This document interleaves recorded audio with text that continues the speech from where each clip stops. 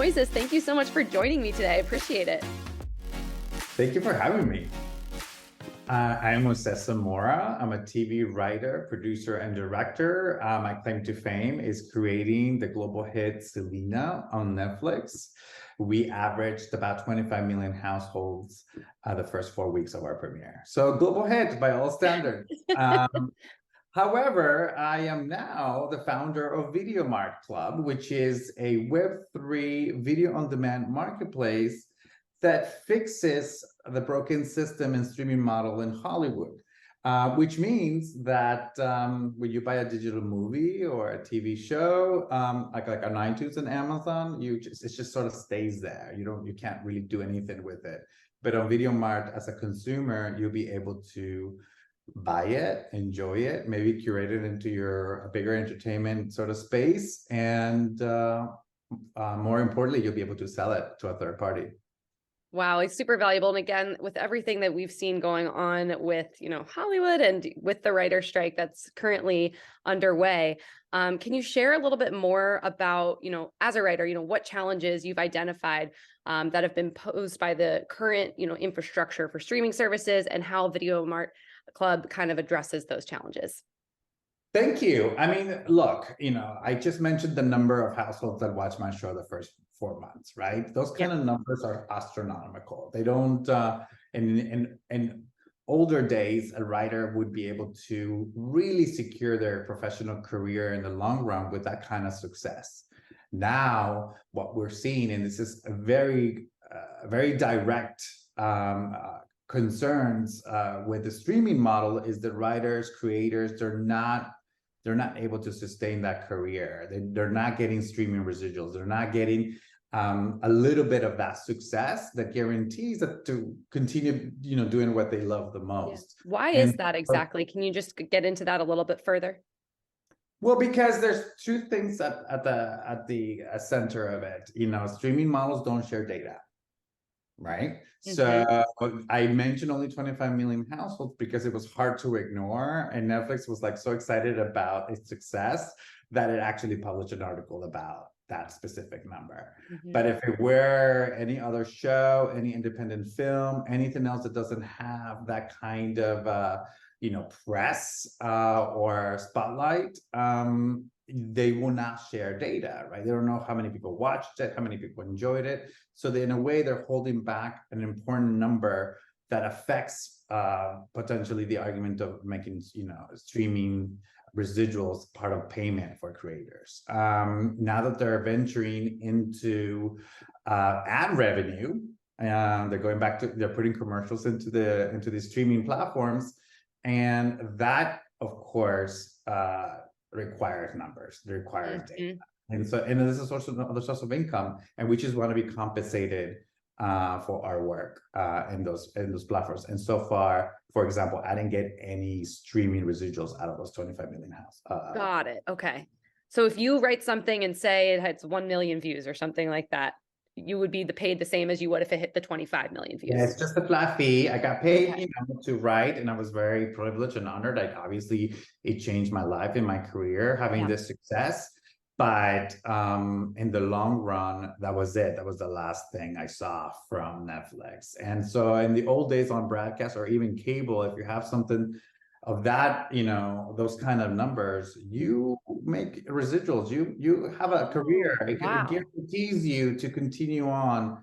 And there's it's a payment system embedded into that, and not just for me, but for everyone that's involved in the project.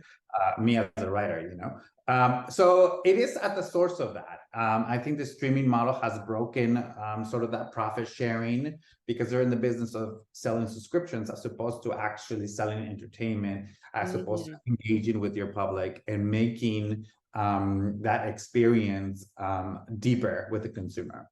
Awesome. Yeah. So then what differentiates Videomart Club's, video on demand source from the standard streaming services? Well, we believe that subscriptions or the subscription model doesn't really benefit creators or consumers. I think consumers are tired of scrolling. They're tired of paying for an endless library that they don't care about. They want to have a curated experience. They want to be able to find that title, pay for it, and then move on. In fact, with economic recession coming up, like they're canceling other streaming models. They can't afford 5, 6 monthly payments. So Yeah. Videomart is pay for what you want, but even further, but because it's blockchain based, that digital movie that you bought on Videomart, you'll be able to sell it at the same price that you bought it from. So essentially consuming and enjoying entertainment for free. And if you love it, if you add extras, to it, perhaps you could even sell it at a higher value. You're making $1.02, making the consumer your partner, monetizing their word of mouth. Getting excited about the projects that are curated in our platform solely exclusively for them. We also believe in scarcity and as a source of kind of a differentiation, because when you have a endless supply of a title over a movie and every platform whatsoever, there's an illusion that your title or your filmmaker, you're like, oh, my movie's everywhere. But it doesn't mean that are watching it. In fact, they're most likely are not watching it because there's no marketing campaign and there is like an endless sea of titles that they probably can't find it.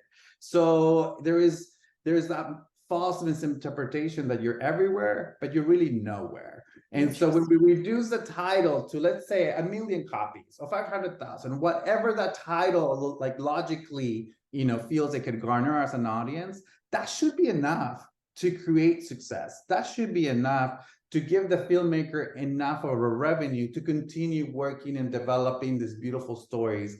It's almost like the theory is you don't need millions of customers. You only need a strong fan base to set you up for success. So scarcity, limited supplies, FOMO, direct engagement with the filmmaker, all will be done through Videomart.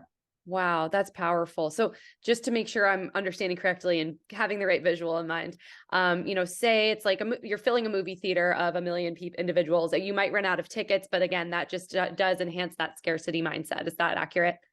That is accurate because, the last time that I watched a show or we watch shows is because someone that we trust or that we care about, like recommended something, right? It's like, oh my God, watch this, because you're obviously not going to spend another 30 minutes watching, looking for something to. So it's like sort of monetizing word of mouth. It creates this buzz. And actually, it just makes a lot more sense for the filmmaker to have that direct access to that audience, because at the end of the day, they don't need millions and millions and millions and millions worldwide fans in 190 countries. Obviously, especially the smaller titles can't compete with the films that like Knives Out that are like 100 million with all the A-list actors there. So it sort of sets up the it kind of customizes title, audience, because I believe that there is always an audience for every story that we tell. And I think that's powerful, connecting people to the people that are creating those stories and the people that are consuming it. And not just that, making the audience your partners and the success of that movie so they can make $1 or $2 down the road if they continue engaging with the media. I think that's powerful. I think it changes the dynamic, and it certainly kills that really frustration of the streaming model. We want to be able to deepen the experience. Perhaps it's not the solution to what's going on in general in entertainment, but it certainly alleviates a lot of pain points on both the consumer and the creator. 100%. Yeah, it's certainly a really disruptive model. So, with that, what challenges have you faced as you've started to, get Videomart Club off the ground? Well, you and I can talk about tech, and we can talk about blockchain, and we can talk about how those systems works because we know enough about it, right? By being in this business. However, the consumer does not know. Cryptocurrencies, NFTs, all of that has sort of a negative PR, obviously for good reasons. There's a lot of fraudulent activity in that space. So for us, we did not want to tie ourselves to a cryptocurrency, tie ourselves with any of that. And so we are creating a platform that is very user-friendly. You sign up like you would any other platform with an email, and you get to buy and sell without having to connect to a crypto wallet or anything. It all is within the platform, because at the end of the day, they don't really need to know how the sausage is made. They just need to enjoy how delicious it is. And I so love that. That's the tagline for this episode. so I'm probably going to get quoted in the wrong way, No. but that is the point. We want our consumers to feel, our users to have a different experience, to enjoy our platform, this new model, without having to worry about the complexities of the technology behind it. So it took a while for us to find the technology to make this available. But now that it's in place, we're ready to launch our beta phase soon. That's so exciting. So what excites you most about the future of Videomart Club? Like, where do you see this going next? Honestly, I really, and you can quote me down the road, I really think it's a multi-billion-dollar company, because once the filmmakers and the creators, and we're having these conversations already, especially with like top talent, and this is Academy Award winning talent. They are not getting back end. They are not getting profit sharing. They are not getting any of like a piece of that success. Obviously, we see the writers striking right now. Directors will come, actors will come. So we're in a kind of a ballet of black swans right now. So we have the sort of the negative storm behind us, and we are kind of a little bit of a rainbow, trying to alleviate a bigger problem that has been happening for decades. And so when top talent, top directors realize that with Videomart, they're actually going to get back in. It's transparent accounting. They're going to see that we're not going to get all very creative with our marketing, and suddenly, a $2 billion film is going to lose money. No, none of that. So they're going to immediately see the revenue coming in, the profit sharing, the benefits, and The I think efficiencies that you've enhanced. Yep. because technology should be that. It should create a better system. It should deepen connections. It should alleviate pain points, not create more problems. I mean, Netflix is putting commercials on TV shows. That's like the oldest idea in the world. So that is not the solution. We don't think that's the solution. And as a result, I think we need to be creative, not only with the way we tell our stories, but with the way we have and develop those that relationship with our entertainment. And I think that's gonna really make a difference for us. Certainly, especially that you are a writer and a creator yourself, so you understand those pain points better than anyone. So really excited to see you, start to put this together and, get that beta mode out there. But do you have any advice that you'd like to share with any other founders? Any parting words? Oh, to me, it's just like determination, right? If it's one of the things that has driven me to this point of continuing to push for this is a growth mindset and determination.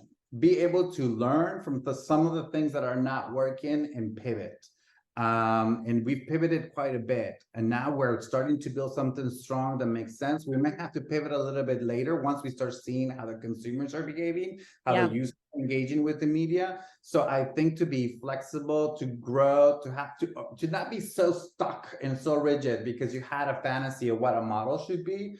It's like, no, go with the flow, iterate, pivot. Because I think when you start digging around that, you end up with a gold nugget, and I think we're getting really close to that gold nugget ourselves. That's awesome. Yeah, that incorporation of customer feedback is definitely essential into getting that gold nugget. So thank you so much for sharing. Thank you so much for this conversation today. I really enjoyed it, and I think our listeners will too.